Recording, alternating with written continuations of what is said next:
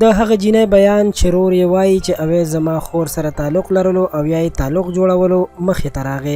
زمونږ یو نږدې ملګري د اویس شهید رور سره خبرې کړي دي چې پکې دا حقیقت راښکاره شوی چې جینۍ هم د تفتیش لپاره پولیسو تاڼې ته بوتلې وه چې د هغې نه معلومات اخیستل کېدل، خو هغې د دې خبرې نه مکمل انکار کړی دی چې بالکل زما او د اویس تعلق نه و او اویس به چېرته په کال کې یو یا دوه ځل زمونږ کور ته راتلو، یعنې یو اختر او بل اختر، او هغه داسې انسان نه و څنګه چې قاتلانو په هغه باندې تور پورې کړی دی.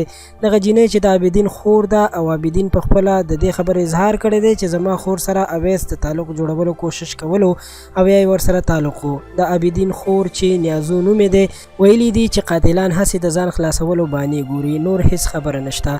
دوستانو یوه خبره واضحه ده چې اویس ډیر قابل ماشوم او په اسلامیه کالج کې په میرټ باندې شوی و چې په میرټ باندې هر یو سټوډنټ نه کیږي.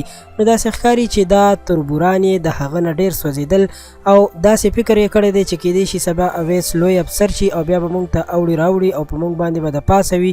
نو د همدې لپاره یې د مخې نه لرې کو او اوس یې ورته د غیرت د قتل نوم ورکو، ځکه چې که اویس رښتیا هم داسې یو غلط انسان و نو چې کله یې ورسره جینۍ نیولې وه په هغه موقع به یې دواړه وژلي وو، خو چې داسې ونه شول نو معلومیږي چې دا هوایي خبرې دي او په اویس باندې دروغ ورتپل کیږي. د حکومت نه غوښتنه کوو چې دې قاتلانو ته دې سخته سزا ورکړي، په چوکونو کې دې راځوړن کړي، داسې پانسي دې ورته ورکړي چې نور خلک ترې عبرت واخلي او بیا داسې شرمخان پیدا نشي چې داسې کارونه وکړي. تاسو په دې باره کې څه نظر لرئ او داسې خلکو ته د کومې سزا غوښتنه کوئ؟ خپل نظر را سره کمنټ کې خامخا ولیکئ. له نورو تازه او په زړه پورې معلوماتو او د نړۍ له حالاتو نه ځان خبرولو لپاره زموږ چینل پښتو پوسټ سبسکرایب کړئ. ډیره مننه.